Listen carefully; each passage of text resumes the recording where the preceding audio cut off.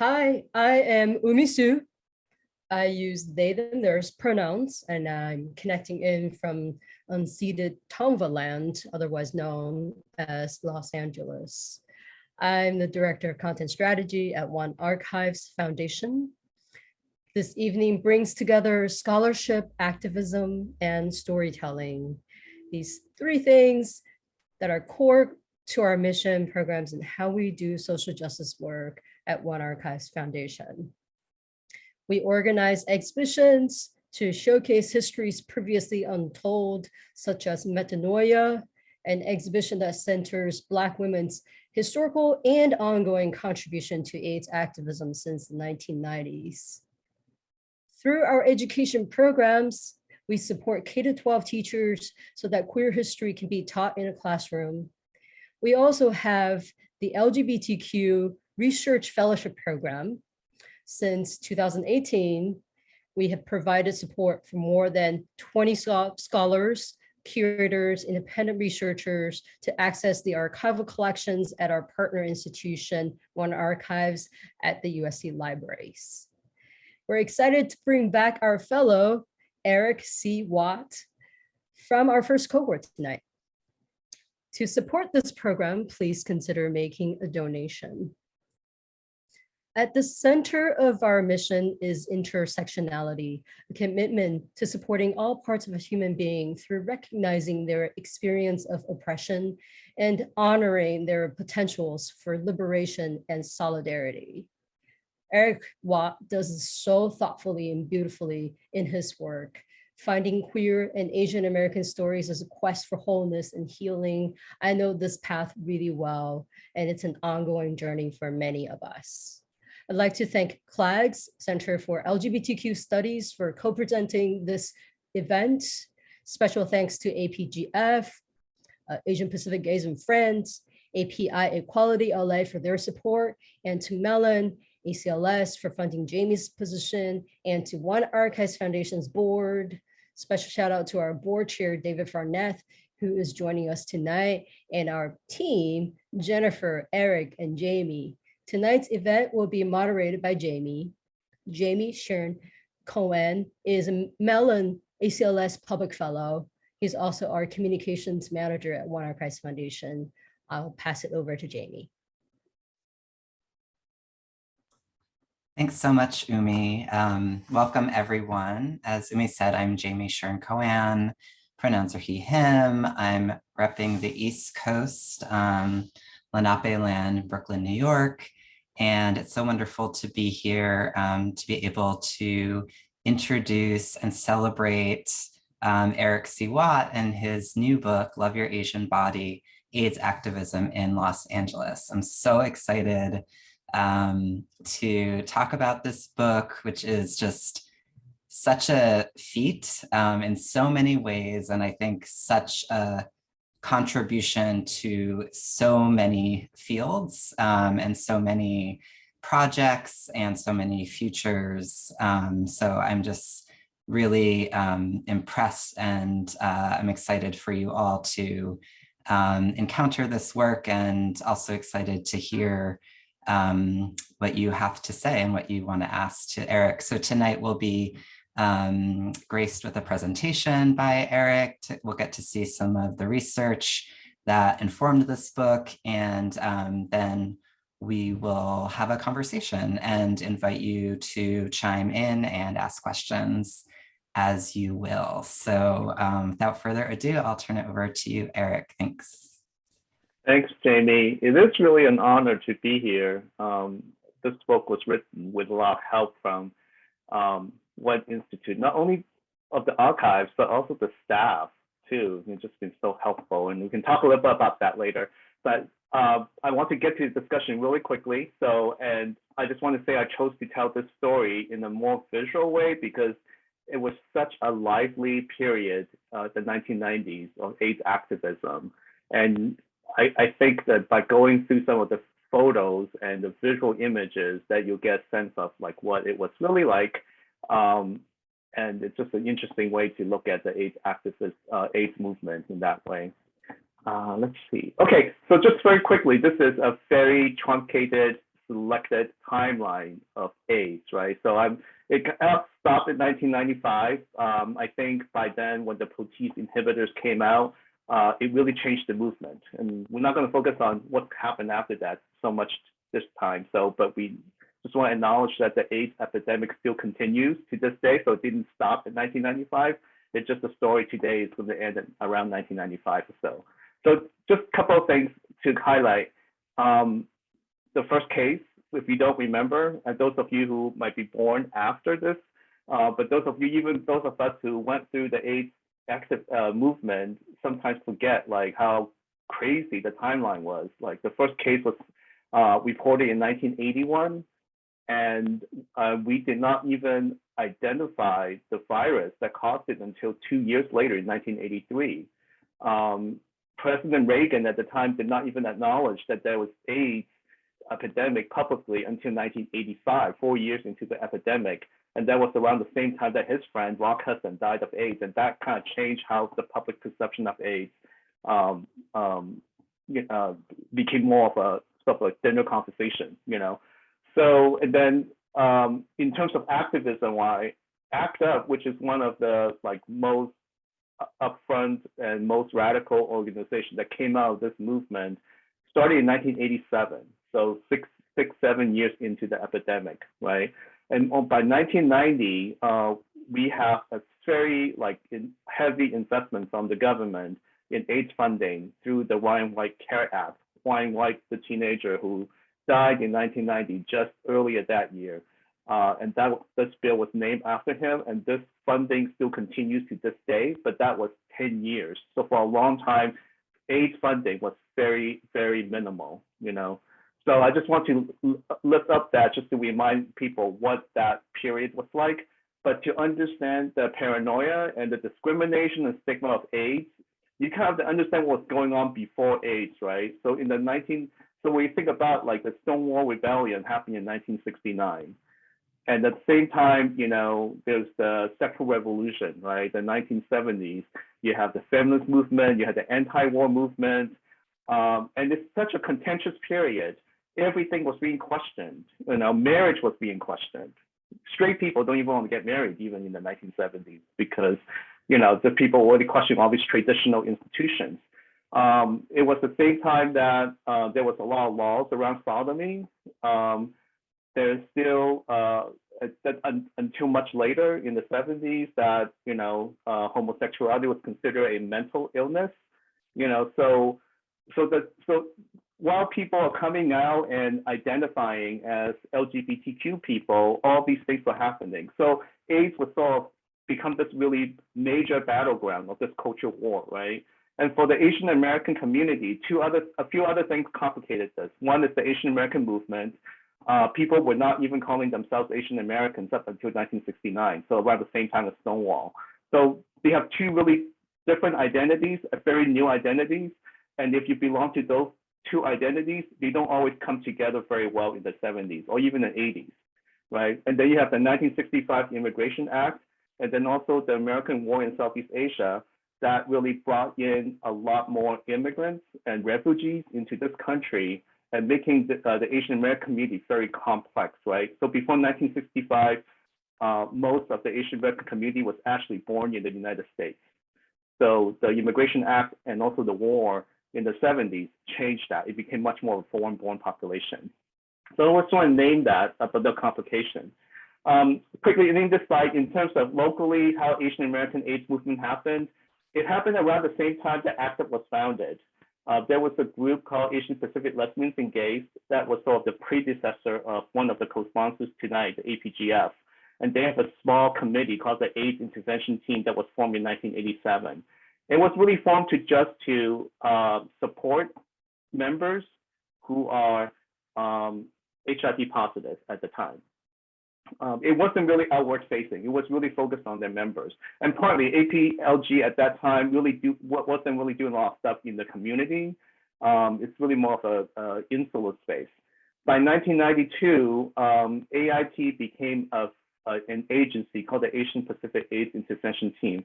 And a lot of the history that I'm going to talk about is really focused on APAIT. And something that happened in 1992, actually 1991, that led to this transition is, if people remember, AB 101, which is a bill that would have outlawed discrimination against LGBTQ people. That Pete Wilson, the governor at the time, said he would sign before the election. On his campaign trail, he said he would sign that bill. But when it came to his desk, he vetoed it. And that created a whole movement locally. A lot of young people came out, become activists because of that veto. And so a lot of AIDS movement is always also tied up in what was going on politically at the time, right? So including these two people, Rick Parrish and Joel Barakilo-Tan, two of the three APIT co-founders, they were very young at that time, especially Joel. Joel was only a couple of years older than me, so he was probably in his early 20s at the time, was really galvanized by the AB 101, and they both really chose HIV/AIDS as a way to mobilize the community for more progressive causes, right? They see AIDS not only as a medical issue, but also as a nexus of all kinds of inequities that not only queer people were experiencing, but also people of color, queer people of color. So they looked at it as more of an intersectional issue. So one of the things that I'm gonna talk about, really focus on is this Love Your Asian Body, the title of the book. It's actually a social marketing campaign that APIT did. It was the first one that was done in 1992. And it was an idea that, that Rake had. Rake is the one who's in purple, the one on the left. So I'm gonna play something, and this is the images from the Love Your Asian Body campaign. So I'm going to play an interview that I did. This is actually that we made into a podcast based on an interview that we did with Rick Parrish. So I'm going to just play this, and then we'll talk about these images a little bit later. Oops. Part of the challenge was getting Asian and Pacific Islanders to get tested to begin with, because when you're talking about AIDS and HIV, you're talking about sex and death, and those are taboo subjects for Asians in general. And so it was a challenge, number one, to get the community to respond to its own healthcare, because it was such a taboo topic. And what that did was it had a domino effect. And the domino effect was we weren't getting tested, we weren't getting counted, and we were not at the table to do our own advocacy. So one of the things that you mentioned earlier to combat that was this Love Your Asian Body campaign. Can you talk a little about the origin of that campaign, how you came up with the idea, and what you think the effect was? We were at a coffee house in West Hollywood, and there was this young Asian guy. He was sitting there, and we were all talking, and we were kind of like boy watching, the guys walking by, and this Asian kid, he goes, I wish my nose wasn't so flat, and my colleague Joel Tan, he goes, honey, love your Asian body. And I'm like, I like that. We're gonna use that. And just the whole idea of how in Western culture, the most, what is defined as beauty, and especially in the gay men's culture, usually you see these blonde-haired, blue-eyed type, Nordic gods as the height of beauty, when in fact, we're all beautiful. So part of our campaign was to emphasize the fact that taking care of your body and loving your body and having self-esteem, that's part of having a healthy self-image. And so we were promoting healthy self-image. We were promoting loving our bodies as they are. And part of that love is to get tested so that we will know what to do if in fact we're positive. We did a photo shoot in my apartment, and we had these two guys, Eric Reyes and Keith Kasai. They were our models. And so we took pictures of them in very intimate situations. And we never saw images of gay Asian men together. They were always with a white guy or with another race or something, but never us together. So that was in a way that was very revolutionary, to even create these images, especially in a time where people were very conservative about sexuality and also afraid about sexuality. So we were probably the only organization that was actively producing erotic images of gay men together, gay Asian men together. And what was the response? Okay, so that was from Rick Parrish, one of the co-founders of APIT. And Love Your Asian Body, that campaign is actually a series of images. You see, I think this is not all of them, this is most of them. And you see these sort of Asian intimacy, and in one corner you do see actually one image of between two Asian women, Asian American women. And by the way, I retrieved some of this from the archives at one, so this is really neat to be able to find them in sort of this collection together. And so it kind of worked on two levels, right? At least two levels. One is the public health level, the idea that you know, get tested, respect your body, protect your body because it's precious, right? The other one is just of these images, I think really put forth a alternative to what a gay Asian man could mean, right? Specifically gay Asian men, but I know there's an image with women, but for me as an Asian man at the time, it was really rare, like Rick said, to see these images that has no white gaze, no white gay gaze around it, you know, so that was really revolutionary at the time. And they also kind of made me feel like, okay, I can also look at building community with other Asian men, right? So this is sort of AIDS in a way become like an inflection point for a new development of the gay Asian identity at that in that moment. So, and it's also in conversation with a lot of things that were happening at the time, right? So you see similar things happening in also the Black and Latinx communities. So I want to call out like an artist that made a huge difference, a huge influence on me and my peers in the Black gay community, and that is Marlon Riggs. And his documentary Tongues Untied, which featured a lot of the poetry from Essex Hemphill, really embraced the idea of Black men loving Black men. Again, you know, sort of like to take away the white gaze from community building, you know. So, and then on the right hand side, this is a magazine that came out from the Bay Area, from the Gay Asian Pacific Alliance, GAPA, called Lavender Godzilla, and they have a smut issue. And some of the images from Love Your Asian Body, this happened it was released in fall 1992. So some of the images in Love Your Asian Body also made it into Lavender Godzilla. And I just thought incredible how sex positive the whole movement was, even though it's really about an epidemic that is centered on, that's being transmitted through sex, through unprotected sex, right? So instead of retreating into abstinence, people really leaning into even being more deviant, being more raw, and just being much more creative and innovative with how they express themselves, right?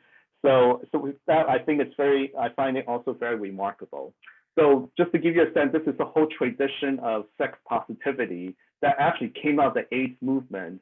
And when people think about the AIDS movement, people think about condoms. And you know, you do use a lot of condoms with the kinky sex. We do try to be safe, but at the same time, it's actually a period where people were celebrating different ways of relating to each other intimately, sexually too. The other thing I want to call out with these public social marketing campaign is also in LA, especially how communities of color were banding together to really not only advocate for their own communities, but to actually to get AIDS funding that was really coming down, right? So we remember early in the slide, like the Ryan White Act was passed in 1990. So a lot of money started coming down from the federal government for AIDS funding that usually goes to the bigger organization that is more established. They have maybe more clinical capacity rather than the more grassroots organization. And the bigger organizations tend to be, at least in LA, they tend to be in places that serve West Hollywood or maybe sometimes Silver Lake and other parts where there's a huge gay enclave, if you will. But there were a lot of people of color who do not really socialize in that space, right? And who are not really accessing those services. And in the Asian American community, that includes a lot of immigrants who do not speak English or who is not comfortable in receiving services in English. So, but they also, these activists of color also knew that if they don't band together, they will be so easily overlooked by the whole AIDS funding infrastructure. So they came together and formed Gay Men of Color Consortium. And one of the things that they did is doing social marketing together. So you see these campaigns where that's very diverse. And on the right, this is actually a picture that I've taken from an exhibit that One Archives Foundation did in 2018 called Lost and Found, Safer Sex Activism. So, and just like Rick talked about how DIY, like they were just doing a photo shoot at his apartment. The one on the right-hand side, you see someone straddling another person. Those two are activists themselves. Actually, one of them worked for, the one on the top worked for Asian Pacific AIDS Intervention Team, and the one on the bottom is the staff at the Gay Men of Color Consortium. So this is also very DIY. And people are not necessarily professionals at the time, but they just had to do what they, what needs to be done, right? And sometimes on the cheap. And then you'll continue seeing a lot of these public social marketing campaigns.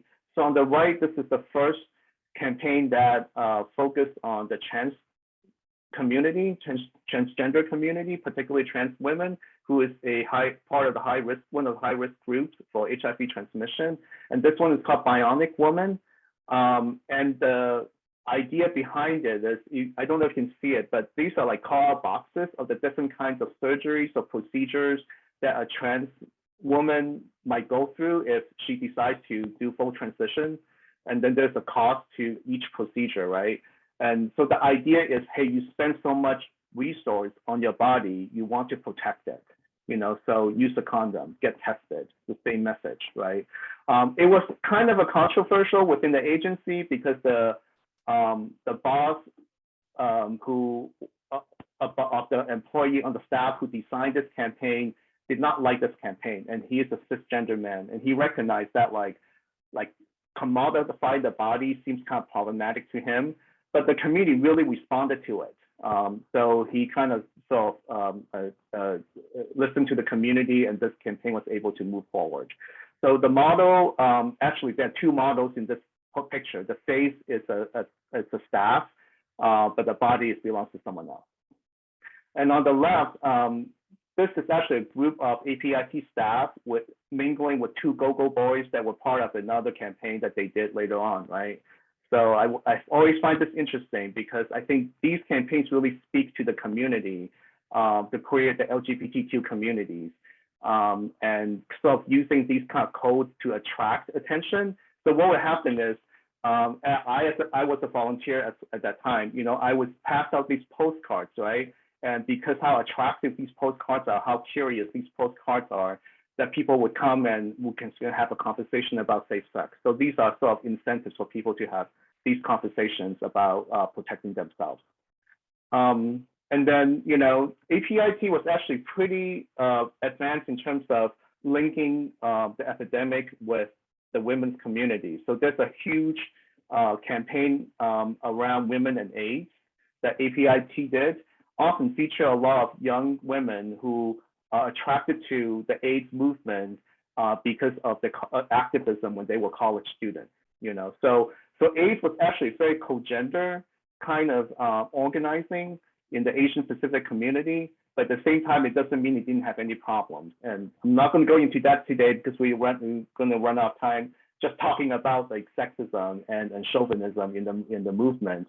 But I just want to acknowledge that there were actually a lot of women in the Asian American AIDS movement as well. And finally, this is a photo. I think Robert is in the audience right now, taken by someone who used to be an ad executive, and then he struck out on his own and started doing more of a public health work. And one of the first projects that he did was with APIT. And this is a campaign that's called Two of Us Are HIV Positive.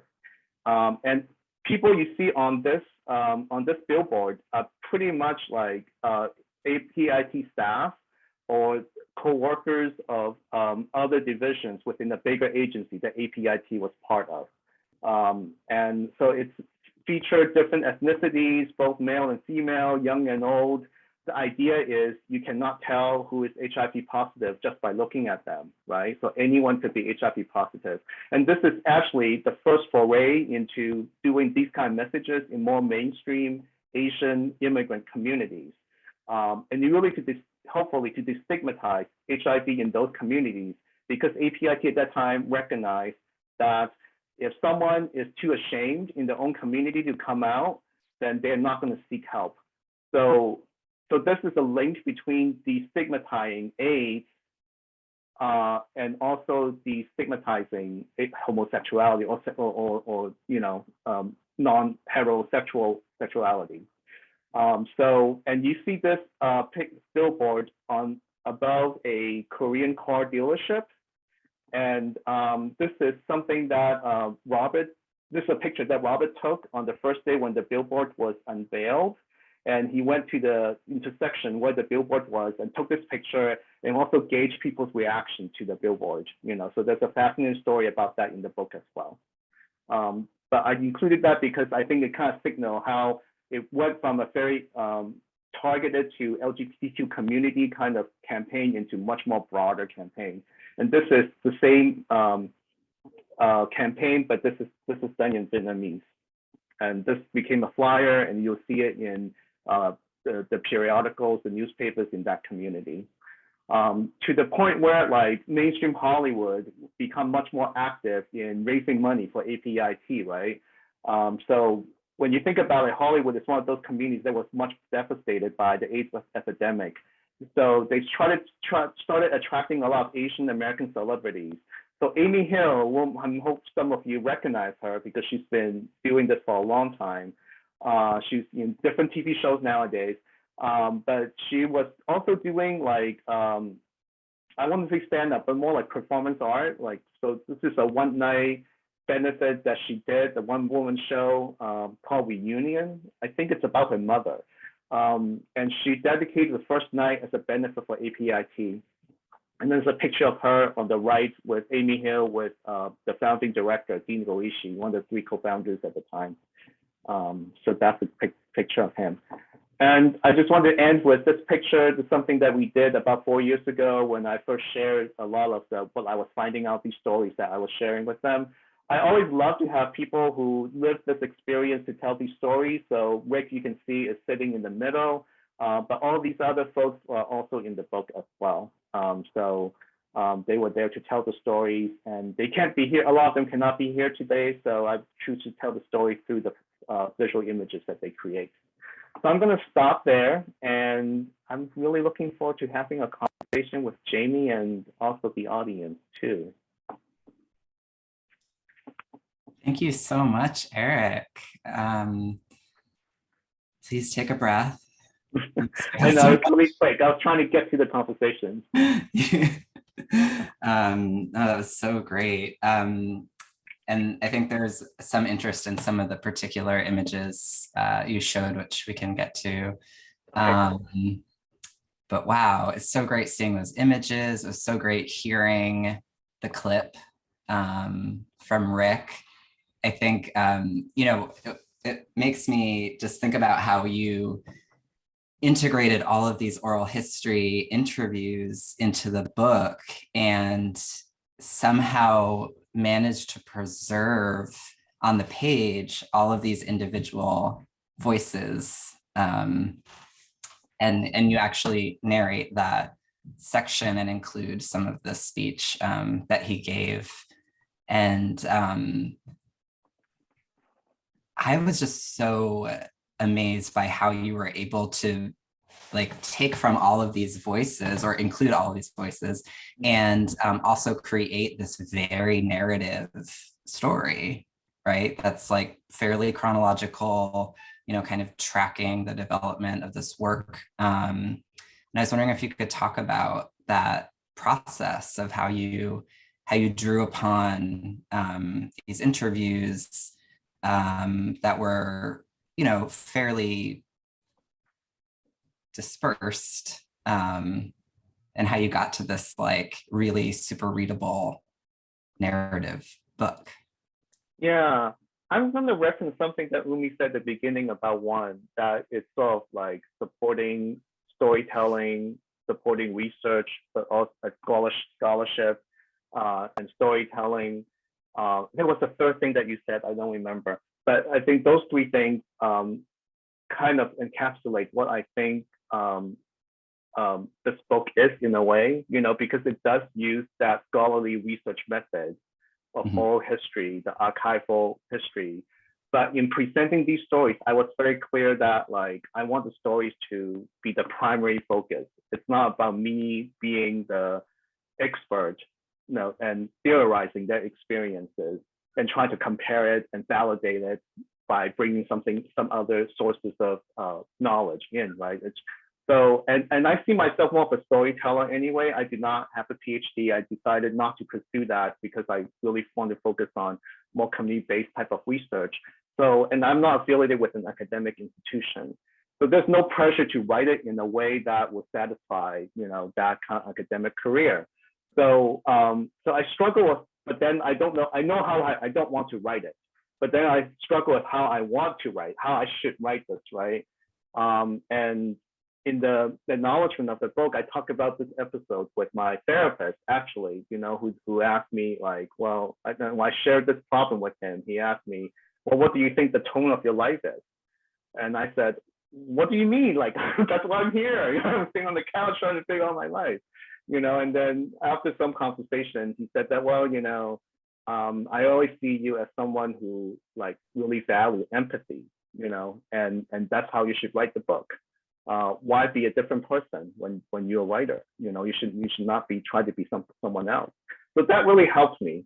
And I think the other thing that really helped too is I was very close to a lot of the people in this book. And for those who I wasn't close to, I think I know almost all of them at some point because I kind of grew up with the movement. So it was actually a reason why I did not really start this project until this late. Because I thought I wasn't the best person to write it. I was too close to them.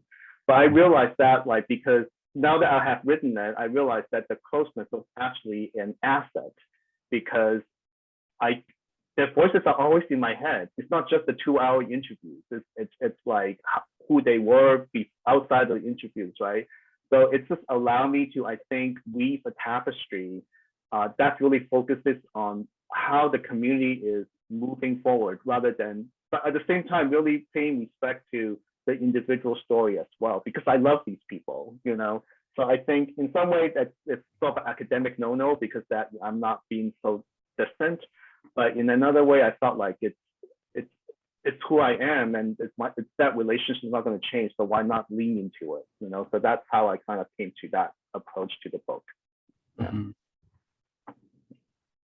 And I love that you call the book a community memoir.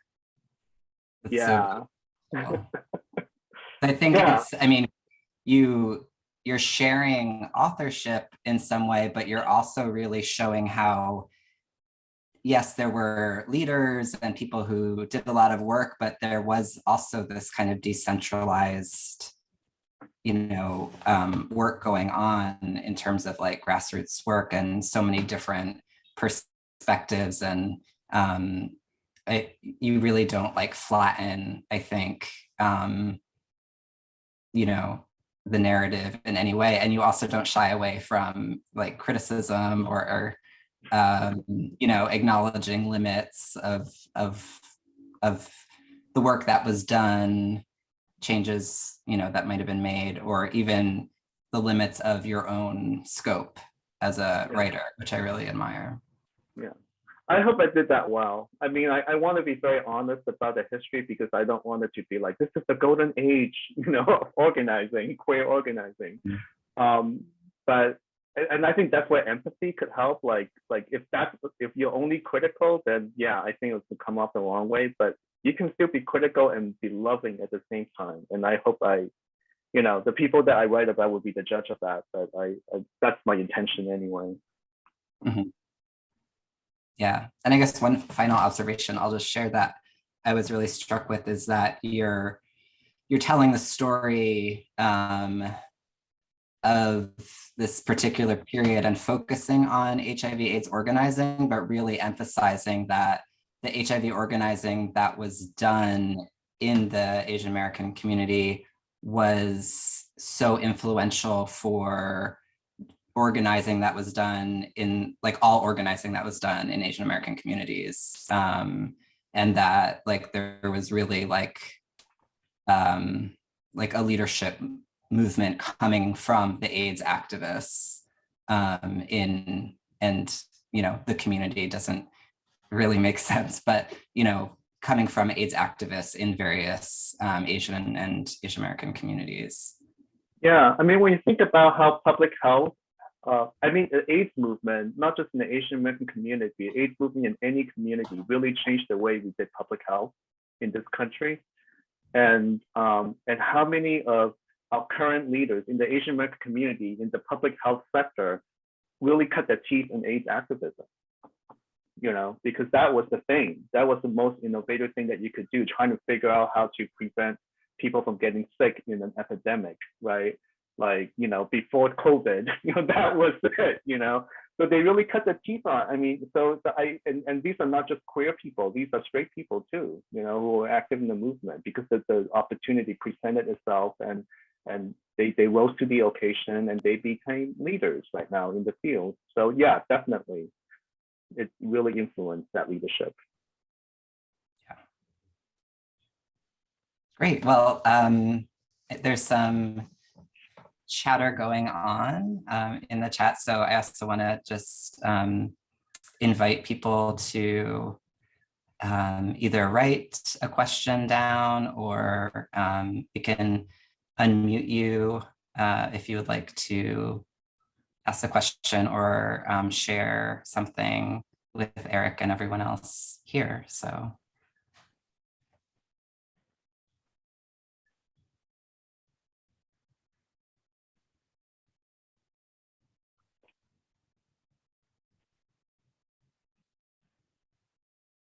So Alex is asking if you can tell us more about the Women in AIDS campaign related to that image. Yeah, I think Stephen Shum is on the audience, and actually a couple of the women on that I've shown as were his roommates. So I think what APIT really did well in the early 90s was understanding that, like, the next generation of queer API Asian American activists are going to come from college campuses, because there's this awareness that was happening, with AB 101, with HIV/AIDS, and frankly, Rodney King, and Prop 187, all of us were involved in all of those things. It's not just about queer causes.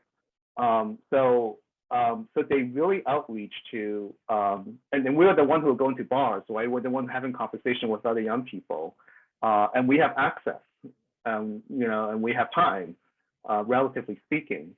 So they really outreach to a lot of college students. A lot of the volunteers and staff came from UCLA, came from Cal State Long Beach. The Cal State Long Beach was huge for some reason. The first 2 women staff was coming from Cal State Long Beach, and so as you see, a lot of folks actually in that photo in particular were UCLA students that was being activated through HIV and AIDS, right? And because of the presence of women, APIT always had this sort of awareness that it's not just about the men. I think they had a women's action committee long before a lot of the peer HIV/AIDS service organizations did. So I think that's how it really grew, right? But again, I don't want to sanitize it. There are challenges. One of my friends, Alice Hom, who's in the book, always said that, as early as they think they started the women's programming, it was they didn't want to do anything until there were women in the room. And then she thought that like, it's okay, it's good that you don't want to do things about women without women, but you have to start educating yourself, doing something. You can't just wait until the women to show up and then do something, right? So there's a lot of critique about that too, but the awareness was there. Yeah.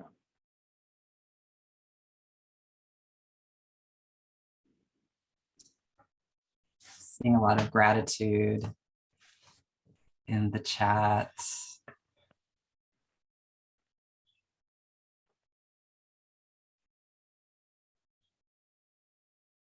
I think Alex.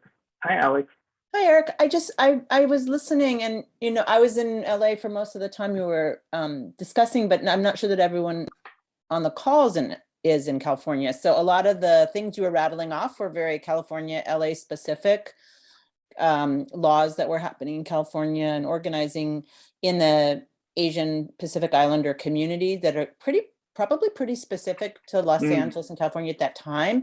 And I wonder if you wanted to think some more out loud with us about like, what would that be true nationally? Was there something particular, a particular kind of leadership or energy in Los Angeles and California? Like, how do you think about AIDS activism nationally and maybe even internationally in relationship to the kinds of really,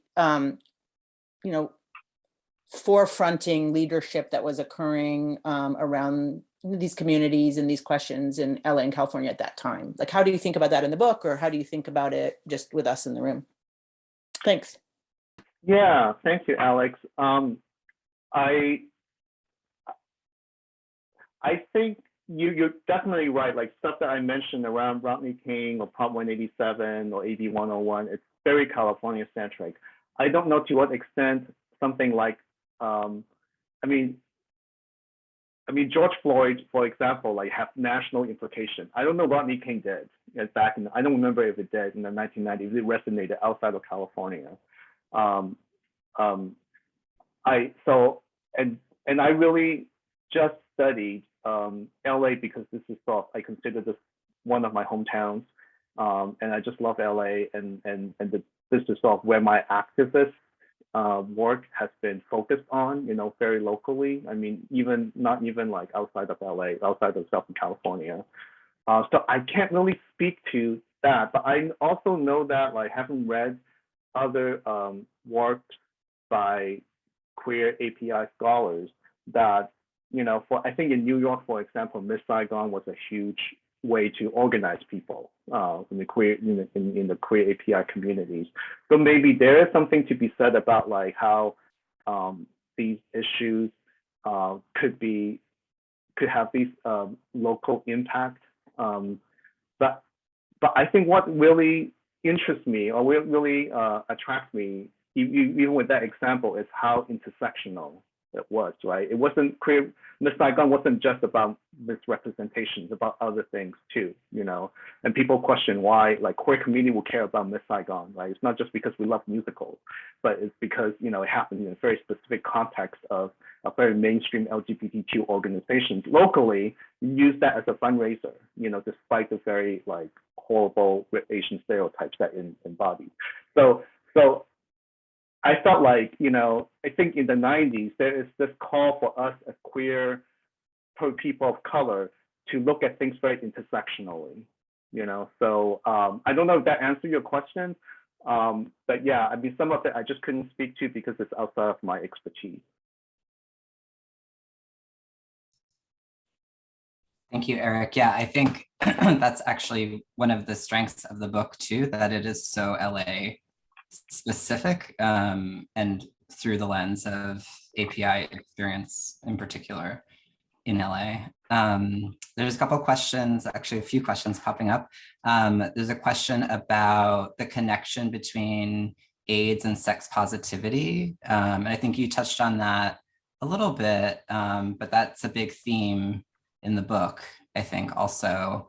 And I think if I remember correctly, you kind of end there with like really focusing on the importance of pleasure. So if you want to. Yeah, I can speak a little bit about that. It is a big theme. It kind of like I write other stuff too, and sex always figures into it. I wonder why I write about sex so much. And writing this book made me realize, because I grew up with the AIDS movement, who just really emphasized that sex should be pleasurable, sex should not be shameful, that, you know, it doesn't have to be monogamous, like heteronormative, even homonormative sex, right? It could be creative, and all of that was kind of drilled into me, and not to be afraid of sex, especially in an epidemic, you know, where people try to make you a villain because of the kind of sex you are having. So sex is definitely a very big part of this. And the fact that people embrace, the activists embrace that sex positivity just tells me how radical, how forward-looking they are, that they're not backing down. You know, they're not succumbing to the traditional family values coalition about what they said about queer people. They're doubling down. It's like, yes, this is who we are, so what, you know? So I thought there's something very powerful about that. And the other thing is, we don't talk about pleasure in organizing very much. And not that there's anything wrong with the way that, you know, people are organized around the issues that are very important, but pleasure, I think it's Adrienne Marie Brown has a whole book, right, about pleasure activism, that it's really good too, and it kind of helps us think about, like, you know, workers, which I've done a lot of work around, especially immigrant workers. Yeah, when we work organized around like labor rights, you know, it's all about like that issue, right? But when I start thinking about when we do organizing, though, we have to start looking at people as whole people, whole person. You know, they're not just workers. They're people who have, you know, dreams and aspirations and pleasure as well, right? And when we focus on just that one part of themselves, I feel like we're missing a lot. You know, so I think what AIDS activism did is really, really exceptional in the sense, right? That it's not just about how bad things are and how sick people are, but it's just like, you know, like you can be whoever, you know, you can be as sick as there's still pleasure, you know. So so I really love that. And I think we should, especially nowadays when younger people are talking about like self-care a lot more than in my generation, which is really good, which is great, right? So I think that's part of that conversation too, because when we don't talk about pleasure, we stop taking care of ourselves and we get burned out.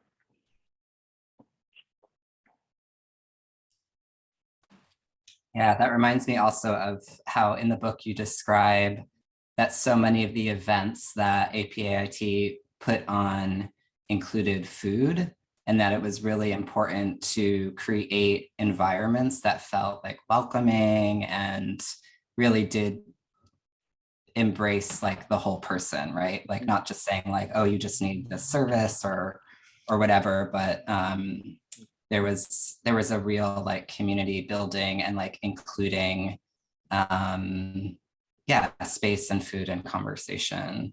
Yeah. Too. Just quickly, I want to lift up what Gina said in the chat. Hi, Gina. Gina is part of one of the leaders of OMOI, who is which is a social support group for queer Vietnamese women. And there's actually a story about OMOI in the book, because I also interviewed Deep Tran, who was part of that group, as well as being part of the APAIT staff. And she talked about like she used some of the staff time to organize the queer Vietnamese women. And the theory of the logic behind that is like, hey, you know, there are all these people that APAIT were not getting to except through groups like OMOI, right? So by building strong grassroots organization like OMOI, by strengthening them, they're actually making these space much more comfortable for people to come out and share whatever they need to share, right? Because otherwise, APAIT can't do that, couldn't do that on their own, you know. So this is why I think and maybe Gina can say a little bit more about that. So APAIT provided that space, the funding, the staff time to really like strengthen these organizations so that, you know, we can reach more people, especially those that are hardest to reach. Yeah. And just to underscore the sex positive, Gina made a comment about the safer sex workshop, and Eve has a story about like doing these safer sex workshop with dildos and different kind of sex toys, you know. So I mean, it's all about like making it fun and making it really sex positive, right? It's not about like how do you put a condom on when what the 4 ways of transmitting HIV, you know. So yeah. Oh, I'm sorry. Was that to me only? No, that was okay. Gina said that part of the funding on AIDS work targeting specific ethnic communities led to the emergence of HOMOI and LBTQ.org. APIT was the venue for people like me to explore and come out.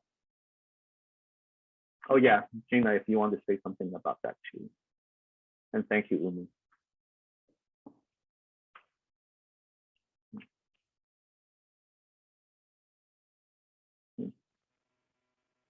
All right, does anybody want to, oh, okay, Gina's gonna type some more. Thank you. I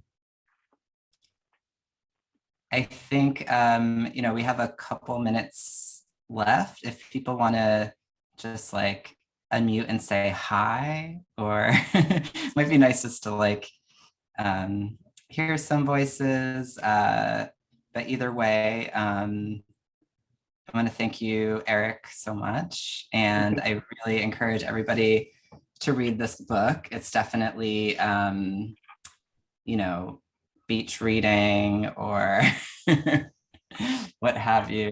It's really a fantastic book. And there's a 30% discount code from University of Washington Press that will repost. And Eric's the author of 2 other books, Book of Fiction and The Making of The Gay Asian Community. That was all prequel to this book. Yeah, also based on oral history. I mean, I'll put in the plug for the One Archive Foundation too. I mean, Umi sort of introduced me as one of the fellows. So I was so appreciative of, again, not only the materials, the work that you do, you keeping all these materials alive so people like me can find them. There's just beyond these photos or the visual images that I shared with you, there were just so many other things that really helped me write this book. But I think too, just as someone who's not affiliated with an academic institution, just the fact that you're able to invest in me, when there are very few places would, you know, because I don't have that academic credential. So I just so grateful for that investment, right? So I really encourage folks to make a donation to the One Archive Foundation, maybe use the discount that you get from the book and maybe just divert it to One Archive Foundation. If you so choose, that would be great. $10 is it's not nothing. So you can give more if you can, but you know, it's such a worthy cause. All right, well, thank you again to everybody who came and spread the word about the book and our programs, and have a great night. Thank you. Thanks, everyone.